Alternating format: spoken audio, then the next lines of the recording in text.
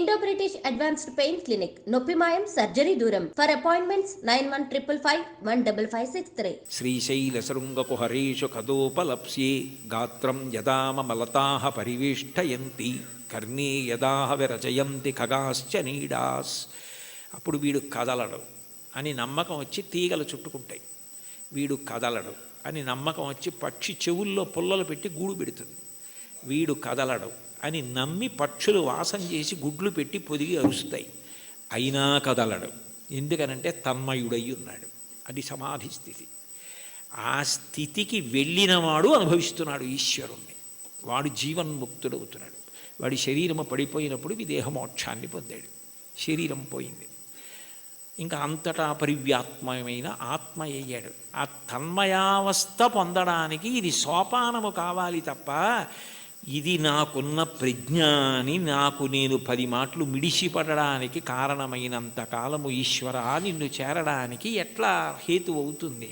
నువ్వు నవ్వవా నన్ను చూసి? అయ్యపిచ్చాడా అని అమాయకుడైన బిడ్డను చూసి తల్లి నవ్వినట్టు నవ్వుతాడు. అయితే ఏ తల్లి నవ్విందో ఆ తల్లే పాయసం పడింది. నవ్విన పరమాత్మ ఏం చేస్తాడు? తద్దోషాన్ని దిద్దుతాడు. ఇది నీ ఎందు పోవడానికి నేను దిద్దుతానంటాడు. అందుకని గురు రూపంలో ఆయనే వచ్చి దీన్ని నువ్వు ఇట్లా వాడుకో, ఇది నీకు దీనికి కారణం కావాలి అని ఆ తన్మయావస్థని కల్పిస్తాడు. అది భగవంతుణ్ణి చేరడానికి కారణమవుతుంది. అందుకని చరణాల్లో అంటున్నారు, ఇది ఈశ్వరుడు ఉన్న చోటని నేను ఎట్లా తెలుసుకోగలను? అంతటా ఉన్నాడు, ఇందుగలడందులేడని సందేహములతో చక్రి సర్వోపగతుండెందెందు వెదకి చూచిన అందందే కలడు దానవగ్రణి వింటే. ఇక్కడ ఉన్నవాడిని అయితే చూడగలను, అంతటా ఉన్నాడంటే ఎలా చూస్తాను? ఆ జ్ఞానము కలగాలి. ఆ జ్ఞానం ఎవరివ్వాలి? ఆయన ఇవ్వాలి. కాబట్టి ఉన్న చోటెరుగుదునా ఓయి అంటే పలికేవా? అతిశయం మనసులో ఉండిపోతే ఓయి అని పిలిస్తే నువ్వు పలుకుతావా? సాధ్యమా? నేనేమైనా ఒక గదిలోంచి ఒక గదిలోకి వెళ్ళిపోయినట్టు నీ దగ్గరికి పరమపదానికి వచ్చి వెళ్ళిపోగలిగినంత సమర్థున్నా? నా వల్ల సాధ్యం అవుతుందా?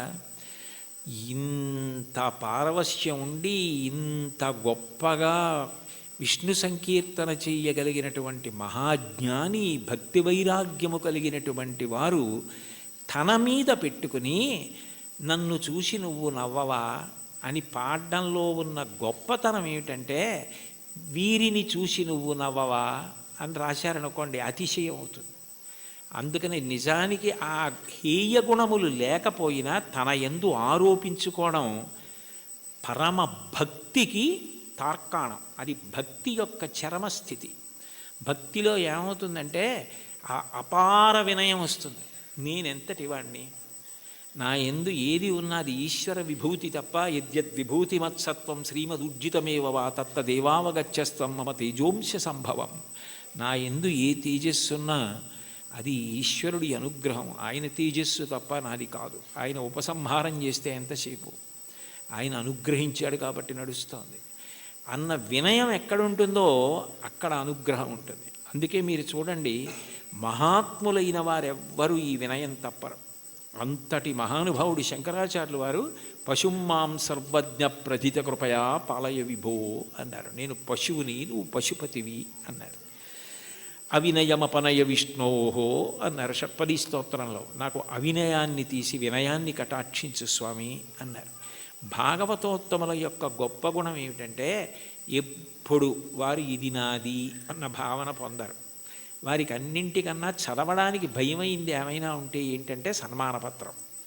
ఎందుకంటే అది చదువుకుంటే నేను ఇంత వాడిని ఏమైనా అభిప్రాయాలు ఏర్పడిపోతాయేమోనని భయపడి కనపడకుండా దాచేది ఏదైనా ఉంటే సన్మానపత్రమే తప్ప ఇది నా యందు ఉన్న విభూతి నా గొప్ప అని అనుకుంటే దూరం జరగడం అవలా. అది ఆయన నన్ను లాక్కోవడానికి కట్టుకున్న తాడు. ఆయన తాడు కట్టి నన్ను లాక్కుంటున్నాడు. అంటే రాగస్వరూప పాశాఢ్య, ఈ రాగము తీసి ఆవిడ భక్తిపాశం వేసి తన దగ్గరికి లాక్కుంటోంది. నాకే ఉంది? ఏమీ లేదు.